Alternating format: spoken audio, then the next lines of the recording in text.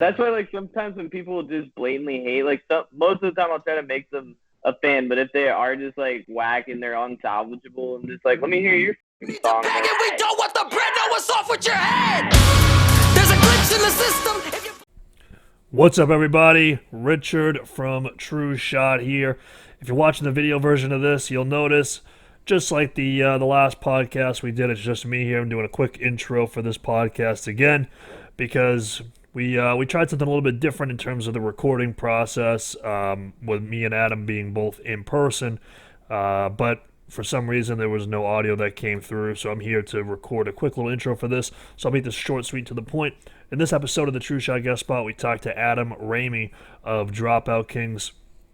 And I was hit up by their manager, Bill, from Modern Empire, and he asked if we would be interested in having them on. And I said, absolutely, because Dropout Kings is kind of an interesting band, right? You know, they kind of infuse a lot of the rap with a lot of the metal kind of stuff. Some will call it trap metal. You know, I know that's kind of a controversial term or whatever, but they do that kind of style of music. They're signed to Stasek Records right now. And we kind of, in this episode, talked a lot about how they are, they're a very community-driven band in terms of, following people back on social media, liking posts and all that kind of stuff. We talked about different marketing aspects. We talked about their trajectory as a band, having Des from Cold Chamber as their manager to where they are now, and a lot more. And this is going to be a really fun episode. Adam was a really cool guy to talk to. But, so make sure you stick around. Enjoy the podcast. This is Adam Ramey of Dropout Kings.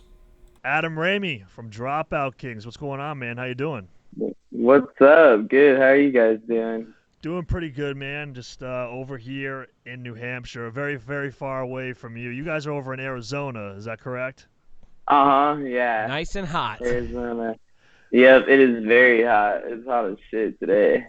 Dude, it's like, is it always hot there, like year-round? Just like No, it's like very nice a lot of the times. But like during any time between, I mean, even like midway through May into June, like it still felt pretty decent outside, and then it just got hot as shit, and then it'll stay like that till like August, September, and it's like even October and November, like 85, 90 degrees sometimes. But then, then it gets like cool, and it's like you actually get cold. It'll get like, I mean, it snowed like occasionally, like rarely in, I think it was Phoenix once, or maybe it was Scottsdale, but it is still really close. But yeah, so it does get pretty cold sometimes. Deserts are weird. Like it's super hot in the daytime, but sometimes it gets very cold at night.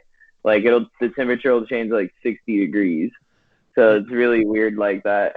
Yeah, I was going to ask, like, when is the last time it snowed there? But yeah, I know that deserts, I know that they can get pretty cold. But anyway, we'll stop talking about deserts and climate and weather and all that. Dude, I'm so pumped to have you on because, so first of all, I wanted to ask, because I'm always very curious how people, because you guys have a good-sized following, and I know that you have your manager, Bill. I was just curious how you came across a couple of knuckleheads like us. Like, how did you come across us, and you're like, yeah, I want to be on these schmucks podcast? Yeah, honestly, it was Bill. Like, he was just telling me about you guys, and then, like, showed me the podcast and stuff, and I was like, yeah, man, that'd be cool. So, and then here we are, So awesome. Bill is the man. Yeah, he was a super nice guy. I'm glad that he reached out. Because I was pumped to have you guys on. I was actually planning on just reaching out to you anyway, because I wanted to have you guys on because I think that you're a very interesting band, just in terms of obviously musically, but also I guess I'll get right into it. You guys on social media. The one thing that I noticed about you guys on social media is that there's a lot of bands out there that maybe follow, like, the members of their band or, like, very few people, but you guys go all in. You guys have a bigger following, but you're also following a bunch of people as well. And I kind of wanted to ask you, is that, kind of like a marketing thing, or are you just like everybody's welcome? Because you guys seem like the nicest guys from the interviews that I've watched. So I was just curious, is that why you guys do it? You're just like, yeah, come on, come one, come all. Yeah, pretty much, man. I mean, like, to me, like, we're still developing acts, so it's like really important for us to like engage with like our fan base and then really like develop that like relationship, because like eventually it just accumulates, and that's how you just, build a foundation from like the base level, and it kind of just spider webs outward to like more people, but it's just like we're all about just like knowing people and like creating like a sense of community like with the band and like even like our like street team group is just like so cool because it's just like all the fans like if they're having like a bad day they'll just like talk to each other in there. It's just like That's pretty cool, awesome. that we can like facilitate that. So yeah, no, we try to be like really engaging and interactive with people and really try to like actually establish like a legit like friendship with people, like as much as we can. Yeah, But yeah, no, because you guys, because I noticed actually, because for our band, TrueShot, when we were like, I remember like when we were very very first starting, we made like some random posts, and you guys actually liked one of the posts, like just out of the blue, and I'm sure that you guys do that all the time. You just you you. I shouldn't. I don't want to say it like in a negative way, like you like random posts or whatever. But it's just like Support. you said, yeah, it's your Yeah, way it's a of support. supporting right, and exactly. yeah, exactly. That's what I was. Yeah. So I think that's super cool, because especially for like a young band like us, we see you guys, liking one of our posts, and that that kind of gives us a little bit of inspiration. We're Right. just like, oh, cool, like Yeah, somebody's seeing what Somebody we're doing. cares. Yeah, We'll go on for another couple exactly. of notes. How about that? Right.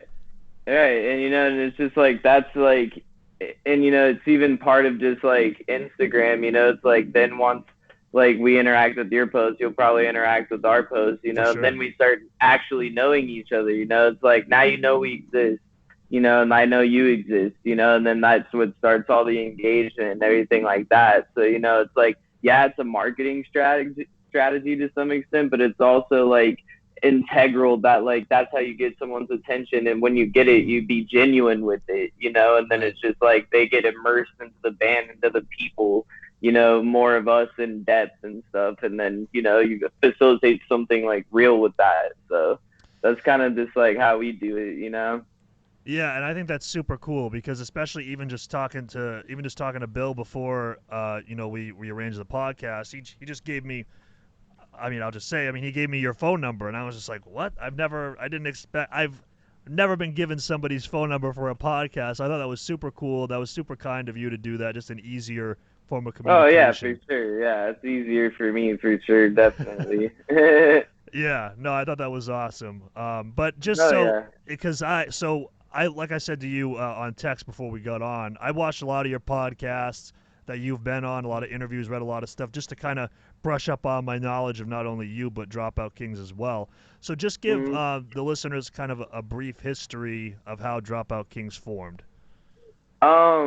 Well, the majority of us are in this band called the Bad Chapter, Hmm. and then that one kind of just, started slowly just, dying out, and like we were all really spread out across multiple states, so it made it really difficult. And like there was like one guy in the band that didn't want to tour a lot, and it was just like Mm, he wanted to be an internet thing, right. and it was just like wasn't working out. Yeah. But so basically, like I wanted to stay busy and kind of stay in the mix, so to speak. And I kind of just started doing like YouTube videos, like covers, and I did this like Linkin Park cover of "Lying from You." Hmm. And then I was like, I need like a legit rapper to like do Mike Shinoda's parts, Yeah. So then I randomly came across this like AZ Underdog Cypher video on Facebook, and then I watched it, and then I saw this guy Eddie on there, and I was Yeah. like, dude, Mm-hmm. this is a guy that I need.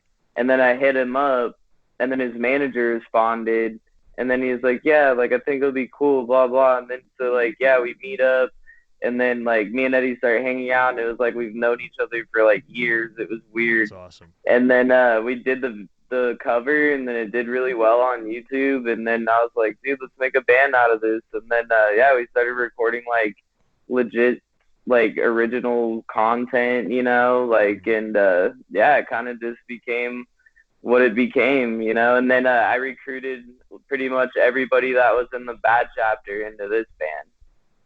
Yeah. Oh, So, so like a reformation. Yeah, in a sense, yeah. So the bad chapter, I'm assuming because Dropout Kings is a pretty unique style musically. I'm assuming the bad chapter was not anything like Dropout Kings musically. No, it wasn't anything like Dropout Kings for sure, but it was really good though. Yeah, what kind of music would you say that it was? Was it kind of like metalcore Dude, or? it was like kind of like post-hardcore, I guess. I don't know. It's weird. People would call it country core. Country core. But it's hard to explain, bro. It's like it's similar to Old Issues.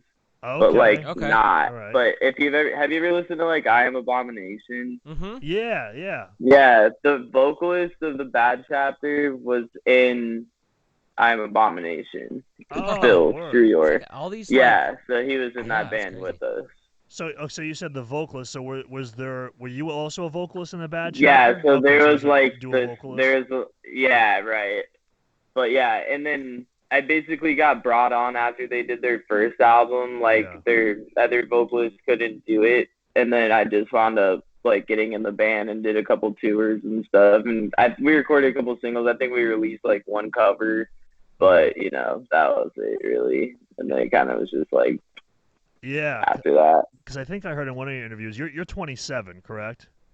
I just turned 28 in You just May. turned 28? All right. So yeah. I'm 27. So I wanted to ask you, how long have you been doing like this music thing for now? How many years? Well, I started playing drums when I was like 14, and then pretty much got serious about it like when I was 16, and then started like playing with like my friends. I like played guitar and shit, and like just fucking around, like making bands and doing whatever, and then just played drums in a band until I was like probably 18 or 19, and then I started doing vocals, and then just done that ever since. Never looked back. I switched from drums to doing vocals, and then kind of was just like more of what I wanted to do, and just been doing that ever since. Since I was about 14. Wow, that whole thing. That's crazy. Yeah, it's a minute. Yeah, so I wanted to ask you because obviously, like we just talked about, going from the bad chapter where you said it's kind of like post-hardcore country core to Dropout Kings, which is trap metal, new metal, trap metal. That so. We also talked to Kendall Johns from Dead Crown. I'm sure you know him very well. So, yeah.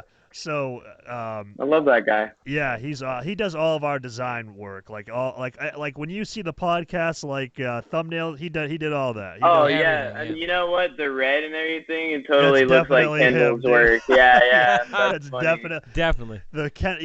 He loves red. Like I don't know what it is. But I love red too. Yeah. Look at our promos. Yeah. Look at our promos. Yeah, exactly. But so he kind of went from like a more like a like a metalcore kind of band to Dead Crown. They're not trap metal, but they have like kind of like a little bit of that new metal influence. Yeah, they dabble. Yeah, right, exactly. Right. So what made you want to make that jump to this kind of like? Because your genre that you're in now is kind of still emerging a little bit. I mean, you got some artists like Bone Crew, obviously with Franz and the boy Jay. Yeah.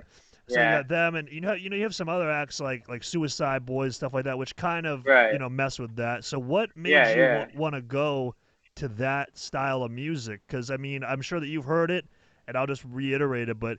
I mean, you sound a lot like Chester. Oh, yeah. I mean, like... First thing I said when we started listening to some tracks. Thank you. Yeah. So were you just inspired? Yeah, no problem, man. Were you just inspired as a kid growing up, like listening to the new metal, like the Linkin Park, Limp Bizkit, all that stuff? All that. Yeah, all of that. And I really liked rap, too, though. Okay. Like, I had, like, all those CDs, but then I also had, like, all these fucking rap CDs because my dad was like that, too. He liked both. So, like, he just... Oh, cool. Like, he had CDs for everything, so I just, like, had it. And my aunt, she lived with me for a while, and she was really young at the time, and she was really into new metal and shit.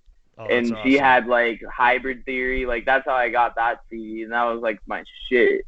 And like, so I just kind of grew up in both worlds. And so it kind of just I've always wanted to be like in a band like this, Yeah, man. Yeah, because the first ever record I got as a kid, because I kind of got into a little bit of like heavier kind of music a little bit later, not super later on, because I was still really young when I did. But my first ever record was Meteora by Linkin Park. So Hell yeah, that was like one yeah, of the best albums ever. dude, I just Yeah. remember sitting down at my friend's house, just drinking some Mountain Dew, playing World of Warcraft, listening to Faint. Like I remember Hell that. yeah. I'm still doing that at 27. But I was I gonna feel say, that. what? That hasn't changed, Like, has it? Every No. time I listen to System of a Down Toxicity, it always reminds me of playing Ratchet and Clank because like I Dude, played yeah. Ratchet and Clank as fuck, so that album, dude, is so. So yeah, speaking of Ratchet and Clank, have you looked at the PS5 game that they're coming out Bro, I need it with? so bad. I was Dude. hyped whenever they announced that. Dude, those graphics are like, They're so crazy next level. I need it. dude, pretty soon we're gonna be like playing like in a. I think we're already in a simulation. We're just gonna be a simulation Of in a a simulation. simulation. Yeah. Oh. Why not? We probably already are both of those. Really, we already probably are simulation and simulation. Yeah, exactly. So the one thing I wanted to ask, because I talked to Adam about this. This is Adam as well. So we got I don't two. talk Hell much. yeah. He's just Adam like, I let him squared, roll, bro. man. Yeah, Yeah. I'll let him just jump let him in roll. here. I'll let him jump in here. Hell eventually. yeah. He loves this. I mean, I do too, but still. But so he's a little bit older, right? So what I wanted to ask you about, and I think this is super interesting to me, because you just turned 28. I'm 27. Adam's a little bit older. I'm 36. He's 36. So he kind of got into metal before the new metal, whereas people our age, that was our introduction. Was the new metal. Right. So right. I mean, you see a lot of, even if they're not like straight up new metal bands, you see a lot of new metal influence today. And do you think that that's why? Because that's just like some of the first bands that guys our age heard growing up that was heavier. We went from like Kids Bop 37 to Slipknot 99 album, Yeah. Oh, man. And then, it's just like, I feel like it was that and it's nostalgic, and nostalgia is like a very powerful thing. And honestly, like trends are in like waves, you know what I mean? Oh, so it's sure. like when I started the band, I knew it was, because I noticed this trend starting to happen. Like it was all about when Dropout Kings first became a thing. And it was a different name originally. It was called Phoenix Down, which is like a Final Fantasy reference. That's awesome. But so like whenever we first came out though, or before we first came out, like all the bands that are popular were bands like Neck Deep and like Modern Baseball. Oh yeah. And shit like that. So it's like all these pop punk bands and stuff like that. And then eventually I started seeing like a few new metal bands pop up here and there, and like they're getting traction and people were like, I was just like, dude, I feel this wave coming. And I was like, this band, and I was like, everything that was happening in my life, I was like, dude, this is when I need to make the band. I need to get shit together quick. I need to do a video. I needed this, I need that. And I need to jump on this wave before the shit sails, And it honestly worked out though because of that. Yeah. So, I mean, we've seen bands in the past kind of, I guess you could say a little bit ahead of their time. Like, the Millionaires, who I know you guys were recently hanging out with, is her name Melissa? Is that who it is? Uh-huh. Yeah, so you're hanging out with her, and then also, you have like Broken Side from back. Yeah. Yeah, so, Mike, bro, that's my guy. Yeah, exactly. Yeah, I listened to, he was on the Punk Rock MBA podcast somewhat recently. Oh, really? Yeah. Oh, that's sick. Good for him. Yeah, no, it was an awesome episode. But so sometimes, and I'm sure that you've experienced some of this, being in a band with this type of music that you're doing, that is, considerably a lot different than what's currently in the marketplace. I'm sure you get a lot of crap from people. Have you experienced that? Absolutely. Yeah, because 100%. my thing is that if you, how I always try to look at it is that if people don't have something to compare it to, they automatically don't like it. Yeah, and people hate anything that's like quote unquote new. You know what I mean? It's just like, and honestly, I kind of understand where they're coming from because I honestly am guilty of this. I hate everything usually at first that I wind up being fucking obsessed with. Right. Like I think that's it happens just for a how lot of us. I don't know why, but like I get it. And so like usually when people listen to one of our songs and they're like, bro, this is fucking dumb. I'm like, yo, thanks for checking it out. But like honestly, like this song is different than most of our other songs. Like maybe give our other songs a try and maybe you'll like it. If you don't fuck with that at all, like that's still fine. I appreciate you. And usually people are like, you know what, fuck it, I'm gonna go check out more songs. And typically they fuck with it because, and especially like that interaction. It's like I tried to turn haters into fans like all day. Some people are just trolls and it's like whatever. Like we laugh at all the fucking comments, you know. It's like even Taylor Swift had this quote where she was just like, you know, you can have like thousands or millions of like positive comments and then you'll focus on like the one hater comment. You know, it's like why? You know, it's like whatever. And you know, but like on a branch off of what you're already talking about though, is like because of the like the way the genre is that we're in, sometimes it fucks us as far as like spots on tours or like radio placement and things of that nature because people don't know how to quantify it as something. They're like, is this too much of rap? And then if you go like to a rap station, they're like, well, this is too rock.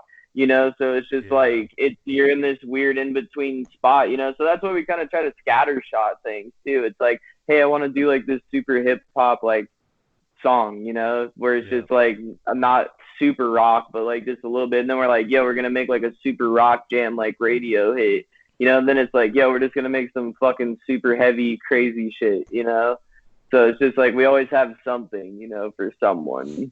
Do you find you get to be more artistic in a genre like that where you don't quite fit like you know, not comparatively, but like a Dance Gavin Dance? They do anything and everything, you know. And as I was listening to your catalog, look who was number one when their shit came out on the billboards, you know. What were you gonna say, I was just gonna say, like, no, that's okay. You know, do you feel like you get to be more creative, not because you haven't been placed in some sort of box? Yeah, honestly, yeah, in a sense, because it's really like, I think people get really, and it's okay to draw influence from people who everybody's going to, and that's honestly how you like find who you are uniquely. You know, it's like you draw influence and you make things your own and you make it you and you say things in a certain way that, you know, makes it yourself. But, you know, it's like, I feel like you do get to be really creative in this because I'm not really trying to, like, be like anything else. I'm just like, I want to say it this way because it's, like, sick, you know? And it's just like, I don't hear people doing this, you know? And it's just like, it's just me and Eddie have a very unique dynamic. And, you know, it's like a band ultimately, like, you can try to sound like anything, but ultimately it's not going to sound authentic. And, like, we just let shit flow and like we just let the dynamic of everybody in the band play into what happens, and it usually just works out if you just don't fight it. You know, you just trust the dynamic. Like no one's gonna let something whack slip. You know, they're like, this part's stupid. Like we need to ditch this, and it's like, okay, well, why? You know, and they're like, we should ditch it because it's blah blah blah. You know, and it's like, you know what? Good point. Well, you know, like everybody knows like you gotta have a reason to justify like why you don't like something. So then you can actually debate it, you know? So, like, we try to take that approach in, like, everything, too, and it helps a lot, especially in the creative process. Yeah, speaking of that, no, you're fine. I didn't mean to interrupt you. So I think no, you're fine. One of the things that we talk a lot about with artists is, you know, band contribution. And, you know, a lot of the times, you know, we see, and not just us, but, you know, in the industry, there's one or two people leading a vision of a band.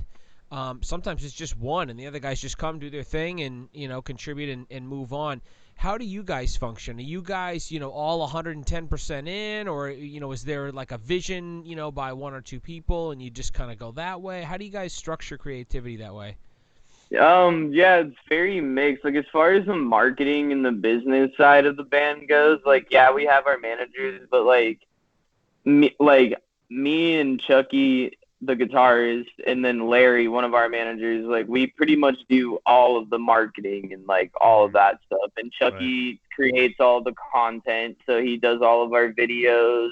He does all of our he did our last music video for Virus. You know, he's been doing all of our little YouTube videos that we've been doing, and he you know, takes our promo pictures and. You know, so everybody kind of has a niche, so he does that, and he helps me market things, you know, and, let's see, Stage, the other guitarist, he's, he pretty much writes like all of the instrumentals for the most part, you know, and then me and Eddie do all of our lyrics, you know, and then, you know, we just pretty much lead the way as far as like writing the songs go.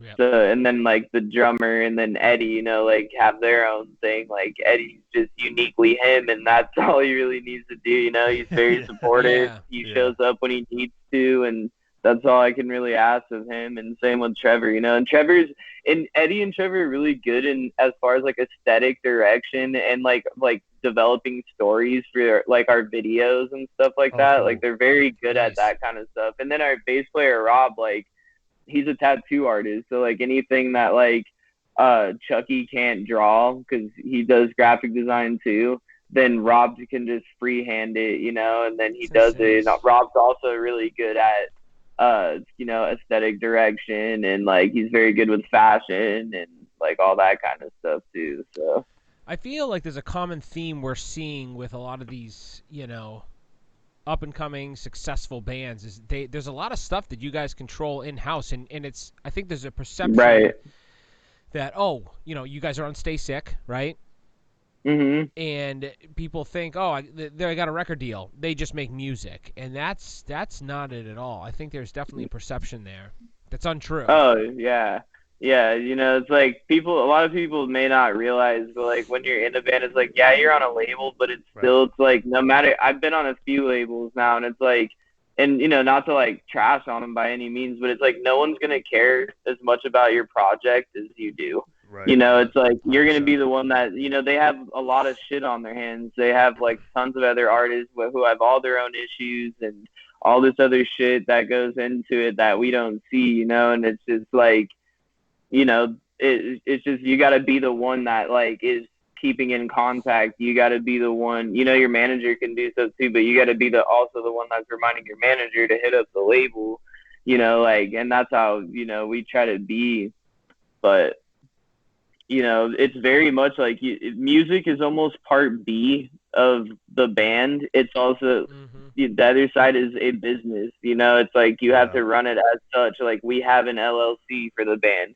You know, that's how we, you know, you get a line of credit for your LLC, and then, you know, you start like having lines of credit for your band, you know, then, you know, if you're on tour, you don't got to pay for gas out of pocket, you know what I mean? And then at the end of the tour, you pay off all the credit cards, then you're just building a line of credit for the band, you know what I mean? So it's just like, if you treat it like that, like you can get bigger lines of credit, you know what I mean? And then eventually, if you're making a lot of money, you have big lines of credit, you have a lot of income, you know, that you can prove on paper, you can get even bigger lines of credit, and then you're a well-oiled machine. You don't need the backing of a label, right, you know, right. because distribution is irrelevant, and that's what COVID-19 has taught us, because Gavin Dance went #1, and then like 14 over, like top 14 overall, you know, off no physical sales. So that just tells you distribution is completely dead. Like labels are more of a platform / bank / like marketing PR help, you know, more than anything. I think you guys are the first band I've heard that uses a line of credit.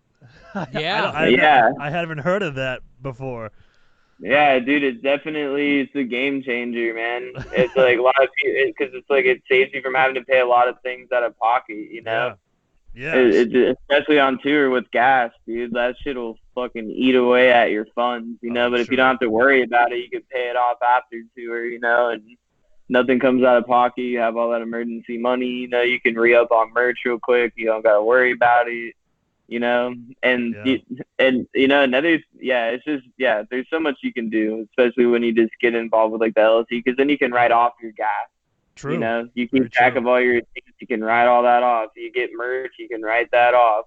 You know, you expense it. You know, like, dude, we went, like, yeah, you would have to pay so much more taxes on all your shit if you didn't expense, like, all the shit that you wind up accumulating at the end of the year. It's crazy. See, look, people think that these guys just write trap songs I with know, some guitar. no. Look at this guy. This guy's an accountant over here. I'm telling you, man. People think, you know, art is about the art. Works at Liberty Mutual during the day, you know.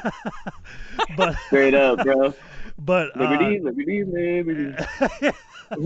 I wanted to kind They of just pay me $20 for yeah, that. yeah, exactly. Yeah. Oh shoot, they're License deal. They're gonna copyright the video This now. video is Yeah. sponsored by Like Liberty. violation, bro. Yeah. Yeah.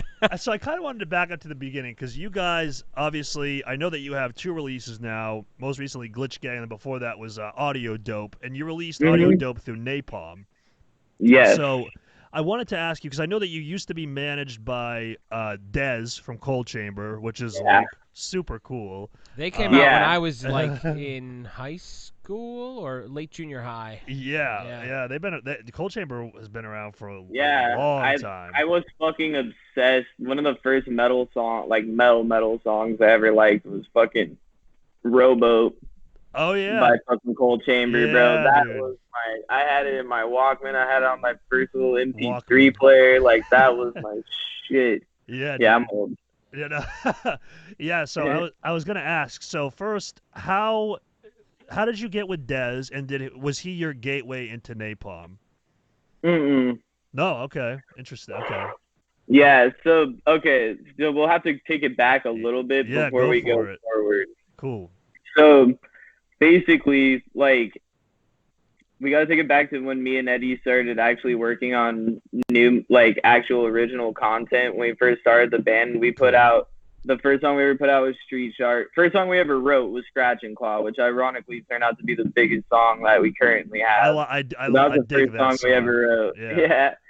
But we released Street Sharks first, and then we released a song called 20 Heads. And then and then we didn't even play a show yet, and then our manager shopped us out after we had some views and we had some, like, you know, credibility somewhat, you know, behind us. And we were banned for like 6 months, like, so far, like, hadn't played a show yet, you know, did all this shit. And our manager at the time, whose name was Chris, just shopped our shit out, and he sent it to this guy who, like, never gave him the time of day in his life. And then, like, all of a sudden at like 2 o'clock in the morning, the guy, because this guy was like in Europe or something, I believe, or he was like, you know, he's traveling somewhere crazy, but he calls him at like 2 in the morning, and then they talk for like 2 hours. The guy turned out to be an A&R for Napalm Records, and then we got that, and he was like talking all this crazy shit, and just like, yeah, you guys are this and that, and, you know, like, sometimes it's like you never know what to expect, you know. It's like some people just blow smoke up your ass, you know. So I was like, yeah, that's cool, like, blah blah. And he's like, this guy's legit, blah blah. Like, my manager was saying that. And then like 2 weeks later, there was like a deal memo on the table, and I was like, okay, fuck, this is real, you know. And it was like very significant for like a band that's only been a thing for 6 months and never even played a show. And then after that, we played our first 3 shows, and they sold out. We just played all of our cards right. First 3 shows sold out, and then we signed the deal, and then we were on Napalm for a while. Had some falling out with our old manager. We're cool now. Cool. But it was just, we're just young, man. And there's just a big fucking deal on the table, like, and it was just a lot of things were happening, and then fucking, you know, anyways, we parted ways, and then after that, we were on tour with OTEP, like, while this all happened. And then, and then I forget, I think it's Sean Quinn, or no, Thomas, who's one of the owners of Napalm, was like, I was like, hey, dude, like, I was just in an email chain, and I, like, had his number because, like, we were basically, like, Napalm's baby band, they said. They, like, wanted to reach into a new demographic, and they, like, wanted to, like, do new things, and so we were, like, a little project for them, you know. So, like, he gave me, and they were really nice, like, they gave me their direct number, like, to the president owner of the label, you know, like, no one does that usually. But I thought that was cool, and it was like a big fucking label, so I was like, that's dope. But so fucking anyways, the guy was like, yeah, dude, like, I popped in an email chain, I'm like, hey, like, we parted ways with our manager, like, please contact me, you know, further, we're, like, looking for a new manager and blah blah. And then he was like, hey man, like, I'm gonna help you, like, you guys definitely have options. And then all of a sudden, like, Thomas was like, hey, Dez is going to contact you. And then Dez contacted us. We started working with him for a while. And then, we became really close with Dez. And then, you know, eventually we parted ways as well. But, you know, he's a busy fucking guy. I'm sure. He's just a busy fucking guy, you know. And it was like a mutual thing, so it was just, you know, it was fun for what it was, you know. And then now we got Bill, and then technically Mike. So we're technically under Modern Empire, which is like, Mike Milford and Bill, and right. So explain. So the way for Sorry, that was a long rant. No, dude, no, it's all. perfect. It's what we're here for, man. We got the what is that woman in the courthouse is writing down everything for the Wikipedia page. Transcriber, the telegrapher, whatever. Stenographer. The courthouse. You get all that? No, but yeah, you get all that. But cool, yeah. So the deal with Napalm, was it just for that one record, or was it supposed to be for more? Well, it was technically like a one-op. It was like a one-album deal with an option. Okay. So it's like they had the option, and you know, it was like the Napalm audience did not embrace us, you know, and like a lot of them did, but then again, a lot of them didn't. You know, it was very like probably like 70-30. They were not about it, you know. But our fan base that we already had, and like, we weren't marketing to those people, like we were marketing to other people, but it was because they put it on their YouTube channel, you know. We got a ton of flack. Napalm got a lot of flack. Like the album and the grant, like we charted on the billboards for our very first release, and like that was good, you know. But it just wasn't jiving well, you know, on both ends. So it's like, it was a fair deal that we had with them. Like, it was for a good amount of money, and, you know, we did well. So, like, it kind of balanced out. And then, you know, we discussed doing a second album. They're like, you know, I think we're probably just going to go a different direction, you know. And I was like, yeah, me too. So we're good on that. And then I was like, you know, after that, we just started writing new material and try to get on another label. And, you know, we were just writing shit. We weren't even actually, like, really trying to get on a label. We were kind of just putting shit out there and seeing if anything happened. And if not, we were just going to keep dropping singles, you know, and staying active. And so, yeah, and then we landed on, and then, dude, I just wound up, it was weird because, like, how I met Franz is, like, he posted something, like, because someone was, like, hating on him for, like, talking to, like, jumping on celebrities' posts and, like, trying to talk to them on Twitter or whatever. Like, they'd just hop on their tweets and, like, comment something. People were like, yo, stop, like, dick writing and blah, blah, blah.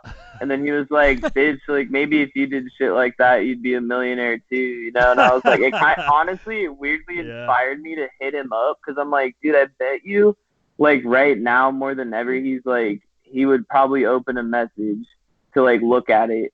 I don't know. I just, like, had this weird, overwhelming feeling to, like, hit him up. And so I, like, just shot my fucking shot. And I was just like, yo, here's my fucking band, you know? Like, we're not on a label anymore, you know? And fucking, you know, he wound up really liking it. And he was like, yeah, I'm like, I know about the band. And he, like, responded and shit. And then I talked to him for a while. And then whenever Attila came through on tour, like, I was like, yo, like, let's fucking chill. And then he's like, yeah, for sure. And then he fucking guest listed me and then got me a pass to go back there to the bus. And then we literally just fucking kicked it for, like, 2 fucking hours and just, like, talked about the band and a bunch of random ass shit. And then, after that, like, fucking deal wound up coming to the table. And then he just call you one day and say, hey, man, I want to sign you guys. What happened? I asked you, did he just give you a call one day, or were you just chatting one day, and he was just like, hey, by the way, you know, here's a deal, check it out? Because my understanding is he doesn't really deal with a lot of the business stuff, though. Is that right? Yeah, he doesn't really deal with that as much. That's more of Mike's thing. Yeah, because I got to admit, when I saw that you guys were initially on Napalm, I was like, I did not expect them to be on Napalm, just because, like, they're you know, very, you and like, everyone else thought that. because I think of Napalm and, like, who's on there? You got like pirate Ginger, metal. And, Ginger is sick as fuck. I think, isn't Mushroom Head there? I don't know. Yeah, I think Mushroom Head might be on Napalm. I want to say, actually. Limp Bizkit's on Napalm. A lot of people don't know that. Oh, really? Yeah. I didn't know that. Oh, I didn't know that either. No, You didn't know that? I figured. I thought they Mr. would Limp be. Bizkit didn't know that? I thought that they would be Credibility on is shot. Sony or something crazy. Yeah, dude, people don't realize Napalm is a big fucking label, man. They're like one of the they are like the biggest independent. They're technically an independent label, but they are fucking massive, bro. They got money. They got rats. Yeah, no, but you guys being on Stay Sick now, I mean that's me a fit. Is like probably when you look at all the labels side by side, Stay Sick, I mean that just seems like the label for you guys. Is that kind of fair to say in terms of like, you know, when you consider the other bands that are on Stay Sick as well? Yeah. I feel like it's where we need to be right now for the time being. I feel like it's perfect. It was perfect for, you know, how it turned out to be. And, you know, it was both the platforms are mutually beneficial to each other. And that's like a unique aspect of it. And, you know, it's like being on Napalm where you're a small fish in a big pond. Yeah. It's like you go from that and you build but, you know, it's like you swim upstream and you become a stronger, bigger fish. You know, you like ate a little bit along the way, but you like, you know, you took a little damage, you learned from it and whatever, you adapted. And then it's like, then you get into Stasek, you know, and it's like kind of, they're still like a smaller label, you know, so it's like but you're a bigger fish in a smaller pond, you know, and it's like you have, and then it's more one-on-one attention and stuff like that, you know, so it's just, you know, works out. Yeah, because what I wanted to ask you about Stay Sick in particular, and because I've noticed this with you know, a lot of the bands that they've brought on recently, is that a lot of, not all of them, but quite a few, you know, like Dead Crown, for example, the newer bands that come onto the label start with an EP. Now, is that kind of like the Stay Sick model? Is they sign you for the EP? Seems to be. Yeah, they sign you for the EP. They see how it does, and then they go from there. Or okay. Yeah, that's just what I observed. You know, it's like, right, and you know, it's like their deals are the most fair out of pretty much fucking any deal that you'll come across. Cool. Like the Stasek deals are crazy fair. Like they don't care if you know, collaborate with people as long as it doesn't interfere with like your EP release itself, you know, as long as it's not impinging on that. Right. You know, it's like they don't care if you do solo shit. They don't give two fucks, you know. It's just like that's how it you know, here's our agreement. It's low risk on both ends, you know, so.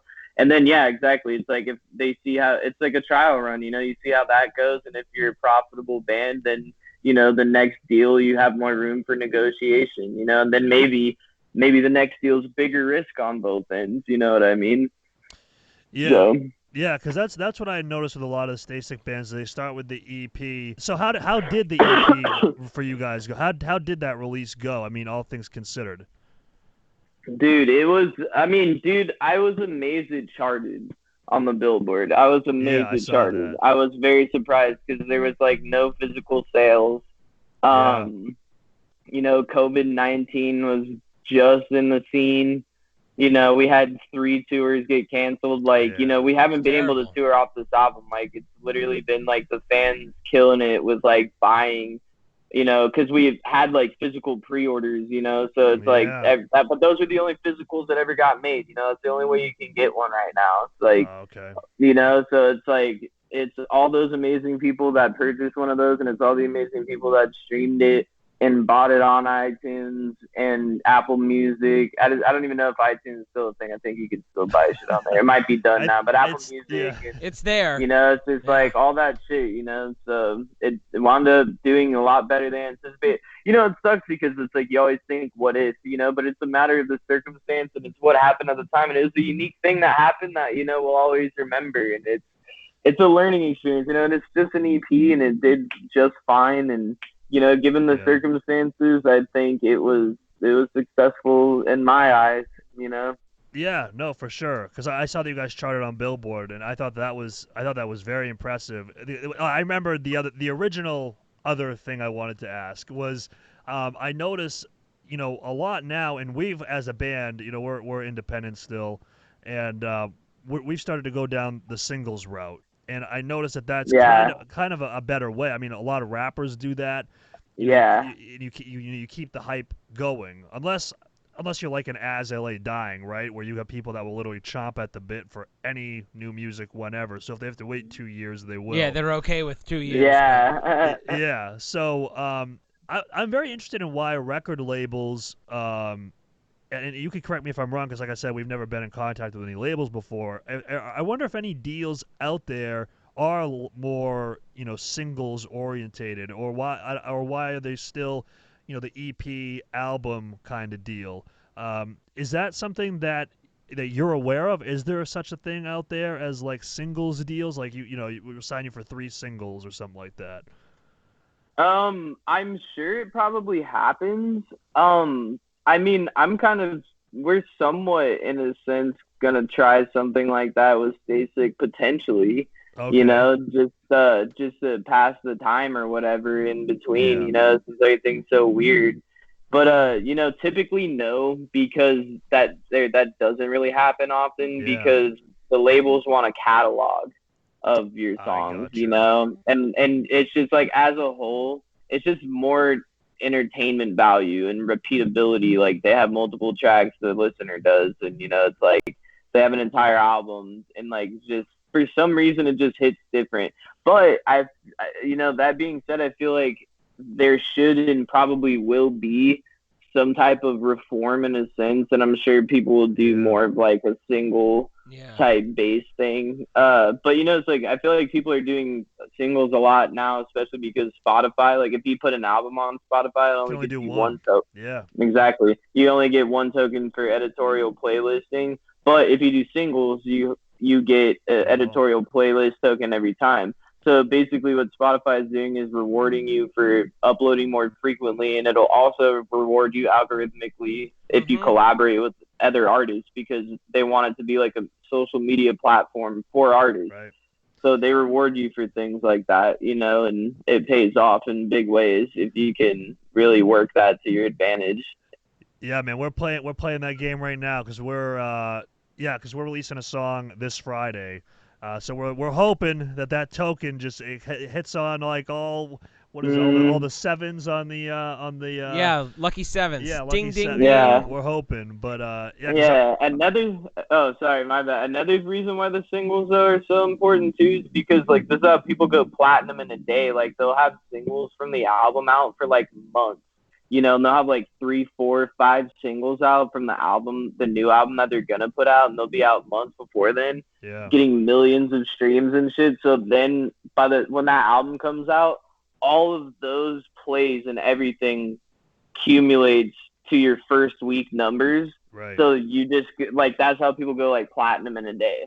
Oh, So wow. like Post That's Malone, like, he interesting. had fucking all these massive hits that were out, and his Yeah, album went platinum in a day because he had like 3 songs that were like already like crazy huge. that's But crazy. yeah, there's a lot of Yeah, I power in guess the it makes singles, sense. man. Yeah. Yeah, so I don't think we touched on it too. So the process for getting onto to Stay Sick and also Modern Empire, do those kind of go together because of Mike's affiliation with both? Yeah, in a way. And we were just in this situation where, like, we just, I think it was during the situation where we just parted ways with Dez, and Yeah. then I met Bill. And when I met Bill, is like, I met him at a Landon Tours like solo Oh, like cool. show, Yeah. Yeah. because we're obviously friends with him. Yeah. You had But him on a song. yeah, exactly. So, like, anyways, like, I just see Bill there somehow. We just start talking, and then, yeah, I wound up becoming our manager. And then he talked to Mike. He was friends with Mike, and then that's when the deal actually got on the table, because Mike was Ah. a bronze at the time when Bill reached out. So it was just like a Gotcha. perfect storm. And then, yeah, then Bill like parted ways with the people he was working with, and then Mike took Bill on, and then also we have Gotcha. Larry as our manager too. He's like our tour manager, but he's also like our manager too. So we have like 3 guys that all work with us. It's a weird Gotcha. dynamic, but yeah, Larry's like a jack of all trades. Like, he helps me market things. He helps us do like day-to-day stuff. He helps us do tour. He goes with us on every single tour we've ever been on. He's like, they're all the shit in their own way. So are you guys like actively writing now? So COVID's here, are you all close enough to work together. I mean, Rich is 45 minutes from me, but we get together and stuff. But what are you guys doing right now to stay busy? Yeah, dude, we seriously have written like probably almost 40 songs in like the last like 2 months. Wow. Yeah, What, we you just guys went live fucking together? hard. Jeez, man. Yeah, like honestly, we just have a really good like workflow in place, Like we just all know like how to add the components fast enough. It's like they're not like necessarily like completed full song ideas, but they're like the meat. Yeah, they're like the meat and potatoes, though. At least. Yeah, there's some that are complete songs, but most of them are like the meat and potatoes of like a potential song. And basically, like I just hate going to the studio and I'm like, to do an album and you only have like a few songs. I'd rather have like a giant catalog and have to narrow it down. Right. So I don't feel stressed and I don't have to write things on the fly because I don't really like doing that. I like to take my time and although with 40, really. With 40, that'll be tough to narrow down. Oh yeah, for sure. It definitely will be. It definitely will be. That was the hardest part of the EP, bro. Like narrowing 6 fucking songs down from like the 18 that we had was like, that was the hardest. So because people always be like, what's your favorite from the EP? I'm like, honestly, kind of like all of them because they were technically our favorites from all the ones you could have heard. Yeah, exactly. Do you ever write a song, complete it, and, just go, it's not really what I wanted, and then have it be like everyone else is like loving it and you just don't feel it? Yeah, all the fucking time. Yeah. And then eventually I come around. Like I was saying earlier, dude, I usually fucking hate most of the things that I like. Like it doesn't happen every time, but there's a good amount of time where like I fucking hate something before I really like it. So that happens all the fucking time to me. But then that's the beauty of the band, having bandmates and a good producer. And they're like, no, dude, like this is sick. Like, trust me. I'm just like, well, they wouldn't fucking lie to me because I know they'll fucking roast me if something was whack, So it's That's like, good though. Having that outside input really helps a ton because you're your own biggest critic, Oh, hell like, yeah. It's you can fuck yourself up like that, but especially from one vocalist to another, man. I hate hearing myself. I hear myself. Fuck yeah, and I'm just it's the like, worst. Oh my goodness. I know. And isn't that fucked up? It is. It's like almost... imagine being like a guitarist and you hated the way your guitar sounds every time you played. And it's just like, like fuck. I don't know. I kind of like that why problem. Even play it? We were just trying to write a riff before this, and I'm like, I just don't like it. I don't know. It happens, bro. I've had many times where we've tracked a song and like I'll go back and I'll listen to it, 87 times, just like over and over, and I'm like, oh, I don't like how I pronounced the in this line, I'm just like, I gotta go back and redo it. No, for sure. Honestly, Larry, he freaking really got me into the mindset of like every like third or fourth or fifth idea that you have is usually the one, and usually the first couple are shitty. Even if you think they're good most of the time. So, like, anytime we come up with, like, a music video idea or, like, song ideas or, like, a song line or something, like, a lot of the times I will go, if something's just flowing, I'll, like, stick with it. I'm like, this is good. But usually, dude, if you go and actually break things down to, like, your third, fourth, fifth idea, those are usually the ones, dude. It was, like, a really good piece of advice that he gave me early on that definitely helped a ton. That's awesome. Yeah, so the other things that I wanted to ask you, and this also be kind of, I ask all the guys that have been in bands that we've interviewed here on the podcast, but because this is also education for us as well, because we're a small, newer band. We formed back in 2018. We're, from New Hampshire. So in terms of finding that initial, like, manager, for any bands listening and also for us, how did you go about finding your guy? It just happens, bro. Like, don't go looking for it. Yeah.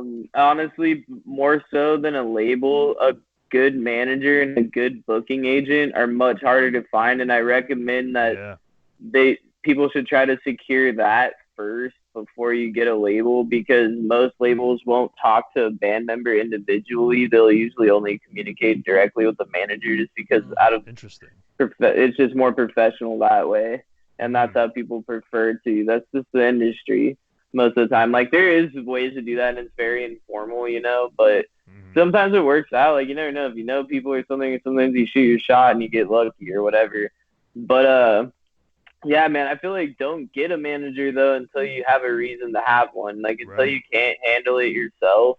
And like, you know, it's like it depends on what you're trying to do with the band. Like, are you trying to make it like a multinational like brand that like tours worldwide, or like play halftime at the Super Bowl? Or, yeah, you know, it's like, do you want to make it a career? You know, it's like those are things that are ultimately gonna like direct you with that as well. Yeah, because I feel like anytime that you go looking for it, I mean, you kind of lose a little bit of the bargaining power, I would say. Yeah, yeah, you know, because you know if you're a good band and you're doing shit, they'll find you. Managers will come. They'll come, and they're gonna offer you things. And honestly, it's better to not have a manager when shit like that happens, because managers aren't gonna try to snipe other bands, because that's like super not classy. Like no. I've never encountered one manager that would ever do that. I don't think I've met people just don't do that shit. It's just bad business. But so yeah, man, it's just like you're almost better off just being a free agent as long as you can, and then that guy will come along, and you'll know when it's the right thing. It'll feel right. If it feels weird, it's probably because it's weird, you know. So just tread lightly. Yeah. You know, they can be your biggest enemy or your greatest friend, you know? Oh, yeah. Yeah. I mean, yeah, that's definitely true. So kind of going back, you know, so we talked about, you know, you guys building up that community and whatnot. What I've noticed a little bit, especially like kind of in the metal community, there's a lot of like, I don't want to say negativity, but it is, right? Like there is a lot of negativity. Yeah, exactly. Bro. I mean, there is. It's very elitist. Yeah, exactly. It is. Yeah, we talk about this a lot. We talk. They're very close. They're very close-minded in the metal world for the most part. Why do you think that is compared to, you know, like hip hop and rap and whatnot? Why do you think that is? Because I mean, like we've been told all the time by, you know, like the people who write a freaking blog on a website, oh, this is too generic, or, you know, I don't like this high. I don't like but honestly, dude, good. have you seen a lot of those people that write those articles? You probably wouldn't be sad if you met them. You know what I mean? It's just like, whatever, eat a dick. Like, who cares, you know? I know it's a lot of people who I'm like, have you guys ever written a song? Or that's what I'm saying. That's why, like, sometimes when people just blatantly hate, like, most of the time I'll try to make them a fan, but if they are just like whack and they're unsalvageable, and just like, let me hear your fucking song then, you know, it's just like, let's hear yours. They always shut the fuck up, you know. It's just like, exactly, bitch. You know, it's just like people are just there's just people that are trying to, they're in pain, and I honestly feel bad for them. Like, it must suck, bro. Yeah. It must fucking suck to be you. Like, that would be hard, like, to have to do that, you know. Yeah, because I mean. Yeah, sorry to cut you off, but I mean we've gotten comments like oh, TrueShot, what a shitty band name, and I'm like, all right, dude, what's your band, bro? Like, what do you got going on, you know? Dude, but honestly, it's like what you're saying is like actually a really good opportunity for creative content. Like, we're like working on a video where we just react to hater comments. Yeah, you know? we talked about that. Yeah, it's like, you know, it's just, then you just embrace it, you know. It's like, whatever, like, it's not gonna be for everyone. And if you're, you know, as a musician, it's like, yeah, everybody, of course, musicians are sensitive, but you gotta kind of have a thick skin, because if you let shit like that get to you, if shit like that bothers you, like, don't do music, because you're really gonna get your feelings hurt, and it might fuck you up mentally. Like, honestly, like, it can for sure. Yeah, I mean, I'm fortunate in that, and I think you'll appreciate this, because like before I got into music, I was actually a sports writer for Bleacher Report. And, oh, nice. Yeah, I used to write about the NFL, so I'm used to the mean comments, because I go from you know making predictions about, you know, the Arizona Cardinals record. And like maybe you were commenting on there when I would say that, you know, I think they're going to go 5-11 this year because they got, John Skelton at quarterback or whatever, and I go from the people hating on me for that to now to metalcore. So I'm used to all that. So I think that I kind of had a leg up a little bit in experiencing that. But that definitely helps. Yeah, it definitely helps. So the other thing that that I wanted to ask you was so we also do reaction videos as well. I'm not sure if you were familiar with that or not. What do you guys check those things out? Do you ever like look up like Glitch Gang reaction or something like that? Oh yeah, fuck yeah, I love those. Yeah, because I saw you posted like a huge marketing thing for you, as a band. It's mutually beneficial for the person that made it and the band. Yeah, exactly. Whatever they're reacting to. Yeah, and I mean, we kind of, I wouldn't say we got a little bit of flack for it when we first started, but, I guess, some people probably thought it was kind of cheesy, a band doing reactions to build up a following and whatnot. But I just viewed it as an interesting marketing tactic because I haven't seen like a band doing the reaction videos. Of course, you have, the OGs for reactions to like Hardcore Keem, who I know you guys have Oh shown, yeah, who's just I love that guy. That dude is he's hilarious. He's my favorite, bro. He's so I love funny. him. I was waiting so long to get a reaction from him, and then he's finally like, I bothered the fuck out of him. I'm like, bro, and like, even our fans are like, dude, you gotta do it. I'm like, dog, just like, bruh, it's like, I gotta see you, dude. I know you'll love it. And then he did it. It was just amazing. I was like, yeah, when he did a reaction to our song, I love him. And man, it was just so funny. It was so funny just to watch him. Just his reactions are it's just hysterical. But I'm glad that you view reactions as a marketing tactic. Absolutely. Yeah. People are tripping. Think of how popular those videos are. It's just like, dude, why limit yourself? It's just like, if you think it's whack, like, sorry, like, suck on these fucking views, bro. Like, get out of here. Because, like, I consider my band a developing act, and as a developing act, you're still in the development stage, meaning you should be spreading brand awareness at all times, at all points. Like, the way we kind of structure the band is like, dude, we make reaction videos too. Like, we're trying to build up our own YouTube channel, and it's just like, just having multiple ways of people to know us. They might know us from the band. They might know us from like these other videos that we make. Right. It's just like, and it opens you up for more chances for different endorsements. Like you get fucking your YouTube channel monetized, at some point or something. You can get different endorsements for your YouTube channel than you do than you could get for like, just being a band, because you're more of a brand, you're multifaceted. Right. You're not just music. You're like, you're apparel, you're also like YouTube personalities. You're also, it's like now you're really diversifying yourself. You're like not pigeonholing yourself. You're not, you have multiple ways to make income at that point, and that's the way, that's pretty much how I look at it. So you said most of the other guys in the band, they have something else they do. Is it primarily music and marketing and kind of things around the music industry, or do some of the guys have normal jobs, or? Yeah. We do all that other shit, but I like I'm a GM at a gym, I want to own it at some point. Yeah. So it's like, even like while I was like doing like other bands, like I pretty much worked at a gym like more than any other place I've worked at for the most part, in life. So like I know that industry the most besides music.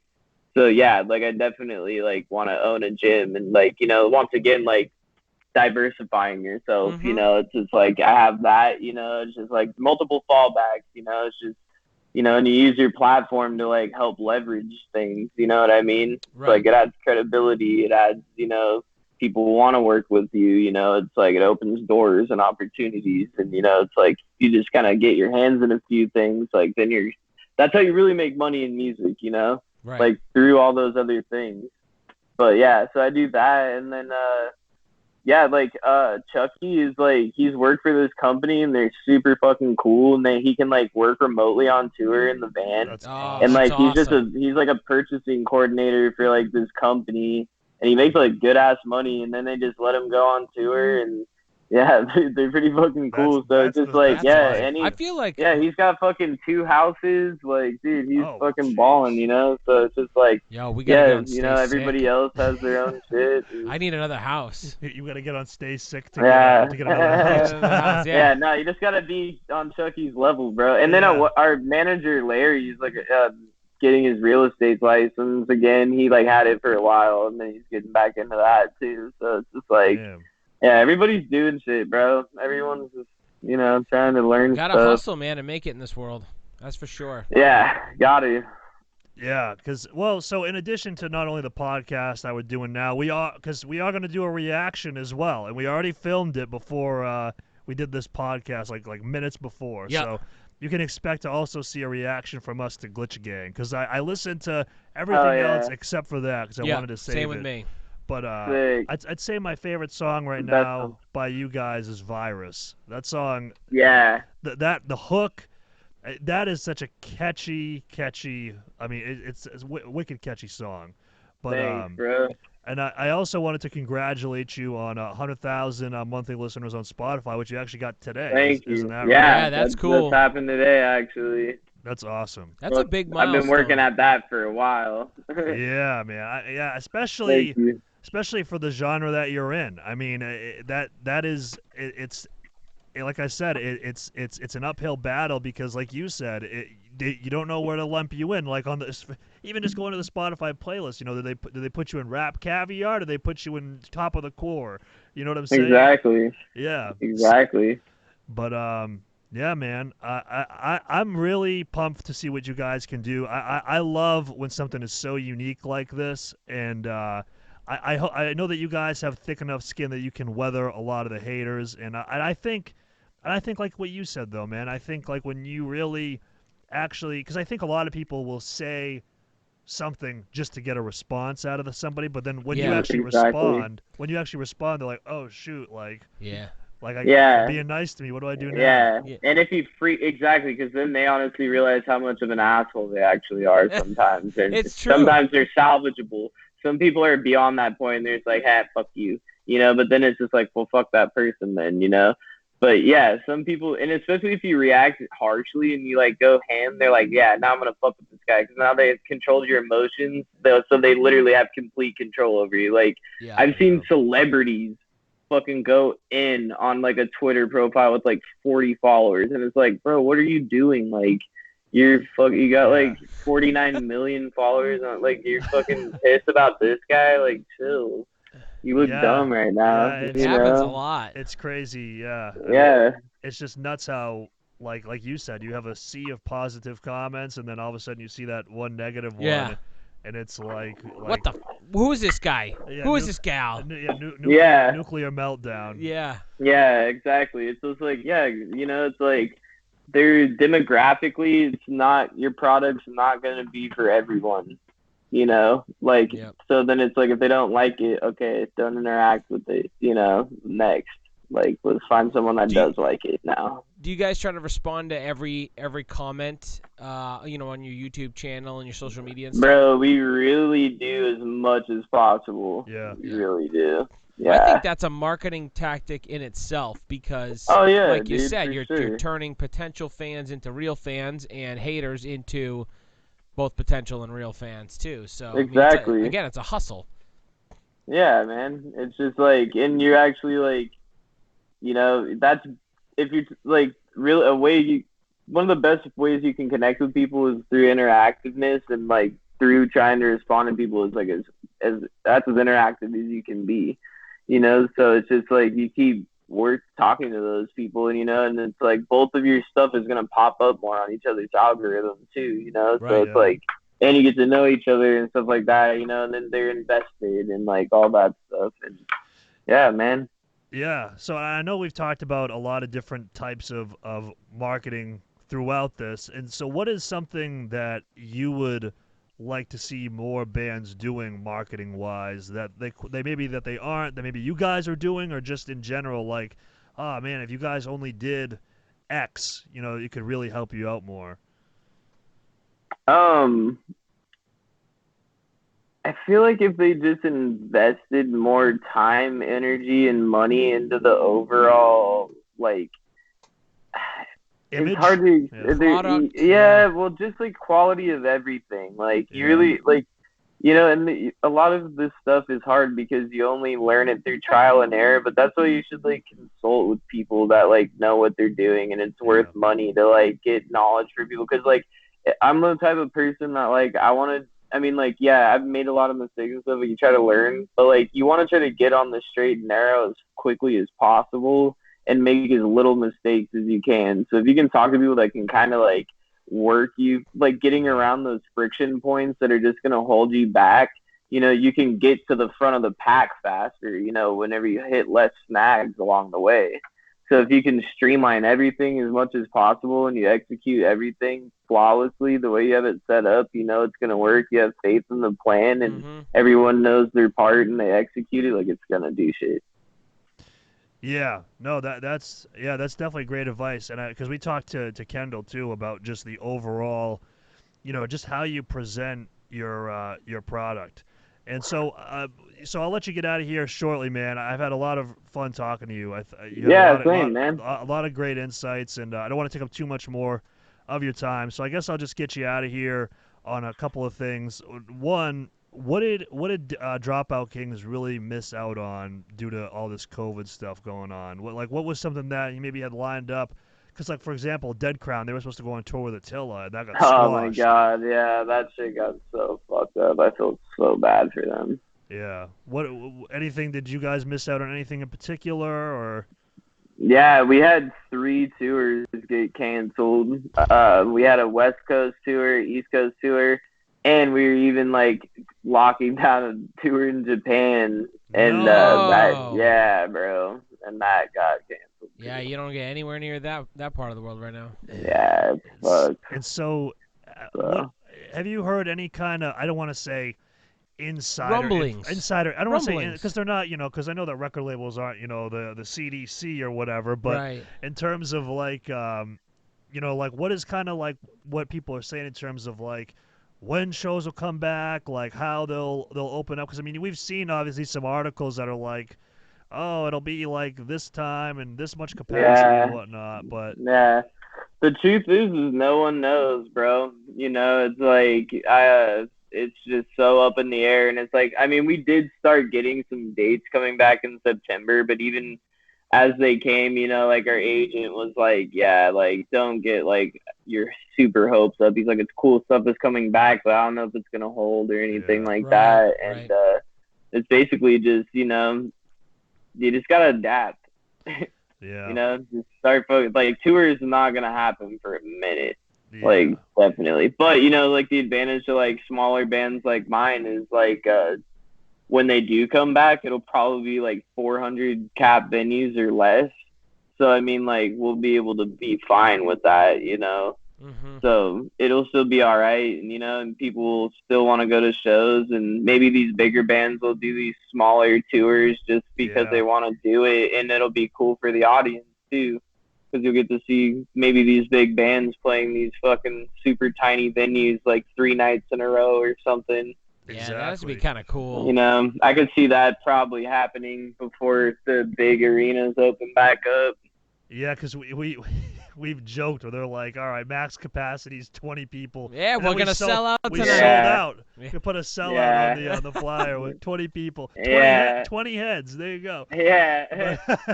Yeah, I honestly can't see touring coming back for a really long time. Like, definitely not till next year, and I don't even know if next year will be a thing either. Like, who knows? Yeah. It's as fucked up as that. There's a lot of unknown. There is, man, and that's why it's just like, that's why I don't waste my time and energy on that, because I know it's not gonna happen, and when it starts to happen, I'll know when it is, so I can prepare then, and I'm just focusing my energy on things I can actually change and, like, do. If I can't tour, then I need to do X and Y and Z. Yeah. Yep. So, last thing, and I'll let you get out of here, man, is what is something, this is kind of a pretty generic question, but it's one that I wanted to ask you because I know that you've been in some different bands and dealt with these people and that people. What is just some, this like one piece of just very general advice you could give to like a new band that's coming up, whether it be, you know, in terms of how to deal with people or just anything, just something that you just think of that's very general, just to give to an up and coming band. Just, you know, it's more about perseverance than anything else. Like it's more about just like, if when you get the shit beat out of you, like, are you going to get back up again? And are you going to try to learn from what you did wrong and fix it? Or are you just going to let it keep fucking you up and then, like, quit or something, you know? Like, there's so many times where, like, we could have just not done things and just, like, not been present for opportunities. And, you know, it all accumulates. And it's, you know, you're going to fucking go through your rough times. You're going to go through your good times. And it's really about the people that persevere and they keep pushing and treading against water, you know, like, it's cliche, but it is like, it's not a race, it's a marathon, you know. And it's, look at all the most successful bands in the world, like Metallica and, you know, shit like that. Like, it's because obviously they had a good product, but it's like, dude, you get to a point where you're so big, like, they're not like writing their shit, you know, most of the time at that level, you know what I mean? It's like you have like a whole system in place, like marketing teams and all this shit, you know, and like, it's, you know, they persevered and they became successful, and then people were like, I can make this a machine, you know, to help make you money and then to sustain you and your fans for the rest of your lives, you know. So it's just, you know, persevere over everything. Like, Metallica's released, you know, like, publicly people have said like a bunch of bad albums, you know, but it's like, whatever, you know, it's money. Like, you're gonna hit, you're gonna miss. It's just perseverance, you know. They lived through it and they put out a good one that like made up for the bad one, and, you know, it's like, that's all you gotta do. Keep going. Keep grinding. Keep grinding. Yeah, man. I think that's a great way to end it. I mean, I have a lot more things that I could ask you, but like I say to everybody, maybe we'll be like Joe Rogan. We'll have you back on 100 episodes from now. We'll circle back. But man, I really appreciate your time. Yeah, it was good. I'm stoked Thanks for for you having guys. me. Yeah, man, of course. Anything that you want to address before we hop off? Yeah, anything you want to plug, go ahead. I'm sure that people are going to obviously find this video through Dropout Kings or you, but just in case, you know, somebody stumbles across it that isn't familiar with Dropout Kings, where can they find you? Where can they find the band? And just anything you want to plug. Yeah, on Facebook, if you want to look us up, it's just Dropout Kings, just spelled normal, Dropout, one word, space Kings. On Instagram and Twitter, it's at Dropout Kings AZ. Our website is dropoutkingsmusic.com. You can see merchandise. It has shows you what's going on our Instagram, shows you any upcoming tour dates, which is obviously nothing right now. But yeah, we have like a ton of merch on there and just like a bunch of cool stuff that links you to like anything that you can find like from us content wise. And we got a YouTube channel where we do reactions and shit. Nice. Just if you look up Dropout Kings, you'll find it. And Spotify, just look up Dropout Kings on there. Yeah, all the shit. But yeah, man, we're working on new shit too. A lot of new shit. Nice. Yeah, keep them above 100,000 monthly listeners. Keep them above it. I'm trying, bro. Follow, Yeah, like, keep us above it for sure. Yeah. Nice. Well, guys, by the time you're listening to this, our reaction video to Dropout Kings' song Glitch Gang will also be up. But Adam Ramey from Dropout Kings, man, I really appreciate your time, brother. And I hope you stay safe. Thank you. Hope you get back out on the road pretty soon. Yes. And, we'll check you out when you guys come by. Yeah. And we'll talk Yeah, soon. absolutely. Hell yeah. Definitely. Man. Cool. Awesome, Take care, Definitely. brother. Take it easy, guys. Good talking to Joe, you. have a great night. Peace. You too, man. Later. Thank you all so much for watching this edition of the TrueShot Guest Spot. Again, that was Adam Ramey of Dropout Kings. We thank him for his time. But if you guys could, please head on over to Apple Podcasts, write us a review, follow us, the podcast on Spotify, anything like that. It really helps us out a lot. And also make sure you check out our YouTube page, TrueShot Official. Make sure you follow us on all of our social media accounts at TrueShot Band. And we are a band called TrueShot, so make sure you check us out on Spotify, Apple Music, wherever you stream music. Thank you so much for watching. We'll see you in the next episode.